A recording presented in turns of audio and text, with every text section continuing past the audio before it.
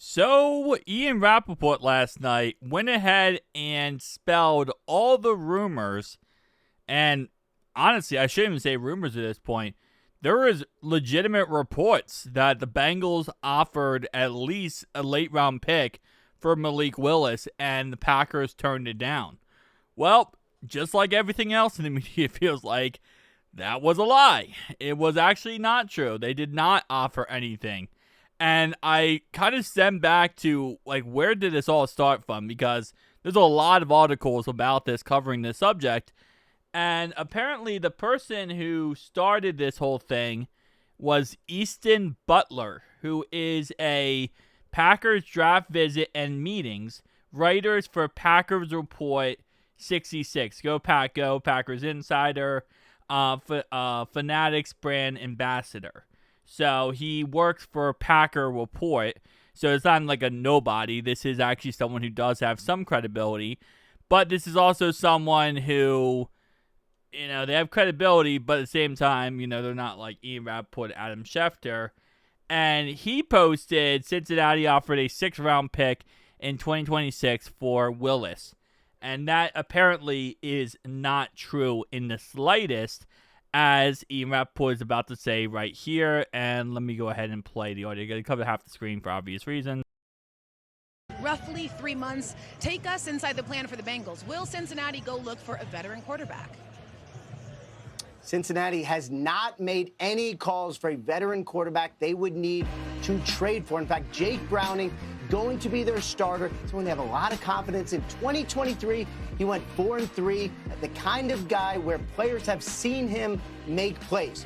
Joe Burrow is out 3 months, going to have surgery tomorrow in Birmingham. Dr. Norman Waldrop going to perform the procedure. You do the math, that takes him to mid-December. If they can stay alive till then, maybe Burrow comes back. All right, So, yes, as Ian says right there, we have not made any calls to trade for a veteran quarterback. So, any reports of us trying to trade for Jameis Winston, not true. Any reports of us trying to trade, again, for Malik Willis, who I thought was kind of like, again, a guarantee that we did because of how many reports out there of that actually happening. When I say reports, I mean, there's so many articles that this happened. But again, like always, what this happens is this guy writes something. And again, it's not a nobody. It's a Packers Report insider. But then it stems to everyone using that one source and, calling it. So I will admit I was wrong. Again, based on this source right here, I was incorrect. Now, again, I didn't go off this source directly. I went off articles. Again, if you just type in right now Malik Willis, right, check this out. So I type in Malik Willis into Google. No Bengals, you cannot have Willis. Packers quietly make smart move to protect roster in case of a big market opportunity. Bengals okay, yeah, that was that one.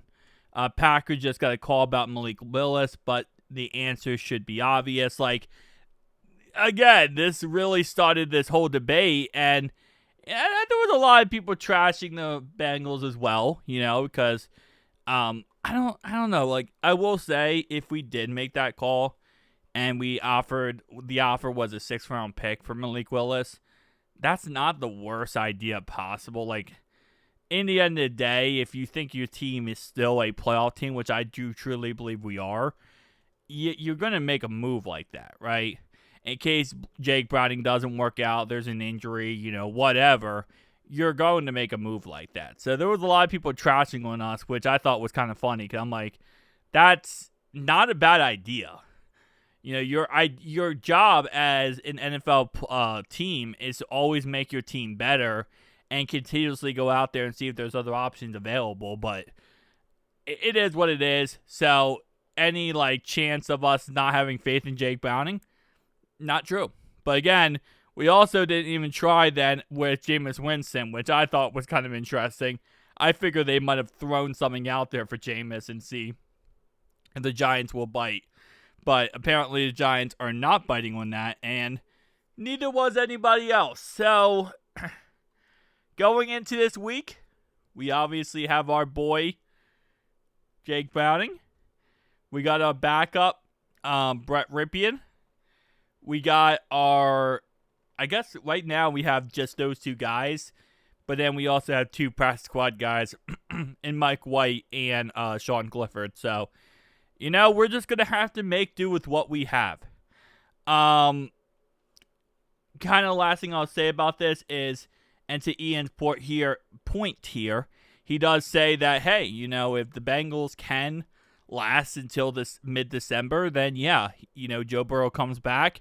We got Joe Burrow the last couple weeks of the season, and we're talking about, a fresh, healthy Joe Burrow going into the playoffs, which is such a dangerous factor that we have never had in our Bengals history.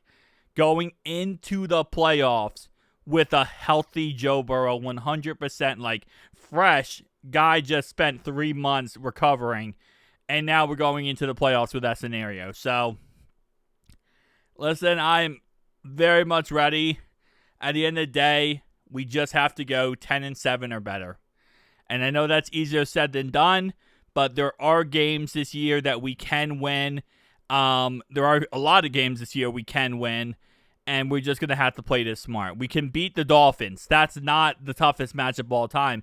The Vikings this Sunday, that's a very winnable matchup. And those games we have to win. Like the Bills at the end of the season, if we don't have Joe back by that time, that's going to be a very tough game to win with Jake Browning. I think it's possible, but I think it's very, very tough. But games like the Cardinals game, Jets game, Bears game, I think on top of my head here, obviously Patriots game, I just mentioned the Vikings game, Broncos. I think the Broncos right now are struggling very much. If you watch Brandon Perna, you know exactly what I'm talking about. That is very struggle as well. That right there, if we win those 6 games, we're talking about 8 wins right there. That's already 8 wins. And then we also have, again, we might be able to actually take care of the Bills. But the Browns game, that's 9 wins, okay? Then you have one of the 2 Steelers games. Steelers do not look that good this year. That's 10 wins right there. These are all games that we should win. Obviously, should win is only matters at the end of the day if you do win. But, we can definitely win those games, and that's 10 wins right there. You add in the Bills game because we usually do take care of the Bills. Or when Joe Burrow comes back at the end of the year, the last 3 games of the season, now we have Burrow back. Those are 3 wins at the end of the season we could get. This season is not over. I see it all the time. Especially on Twitter. I think for my comic section, especially, what I've noticed is you guys are kind of like me when it comes to this. Like, we're just being optimistic as possible, and we're not being delusional. Like, we're not saying we're gonna, obviously go undefeated, but we're being as optimistic as possible, knowing Joe will come back. So, but I see it on Twitter all the time. Like, people are like, oh, season's over, season's over, season is not even close to being over. Thankfully, we have a scenario where we can at least get 10 wins. And as long as we do what we're supposed to do, we can get those 10 wins. We get those 10 wins, we're in the playoffs with a fresh Joe Burrow, where everyone else is banged up and messed up because their quarterbacks played the whole year. Yeah, Joe's not going to win MVP. I get it, right? Obviously, not with being out 3 months. But, man, that's a situation you don't want to be in.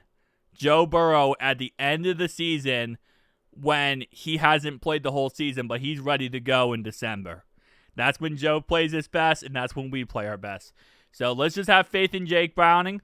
I'm very happy, actually, we didn't try to trade for Malik Willis at this point, because I feel like that would not have been a good situation. Just because, again, I want to have the full faith and confidence in this team in Jake Browning. And, if we do have to go with Sean Clifford, whatever, or, whoever's our starting quarterback, we're going to root for and we're going to support. So that's just how it is, guys. Tell me down below your thoughts and opinions. I'll see you guys next one.